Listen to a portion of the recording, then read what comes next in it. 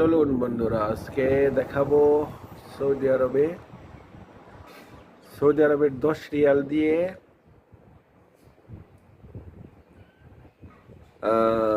কিছু ক্রয় করে কয় টাকা বিক্রি করলাম। এই যে ফ্রিজটা মাত্র 10 রিয়াল দিয়ে কিনা, ঠিক আছে? 10 রিয়াল ফ্রিজটা একেবারে চলতো না।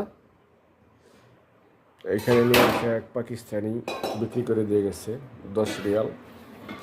ফ্রিজটা এক জায়গায় একটু ডিফেক্ট আছে, সমস্যা নেই, ঠান্ডা ভালো। তো মূলত এটা একটা ওয়ার্কশপ, আমরা এসি ফ্রিজেরই কাজ করি। এইখানে আনার পর সিম্পল কিছু কাজ ছিল, হাতের কাজ করার পর এই তো ফ্রিজ স্যামসাং। এটা আজকে বিক্রি হয়ে যাবে 450 রিয়াল। আমার খরচা হয়েছে 10 রিয়াল, আর একটা পাওয়ারের যে মেইন তারটা ওইটা লাগাই দিছি, এই খরচা। ওকে ভাইয়া, আল্লাহ হাফেজ।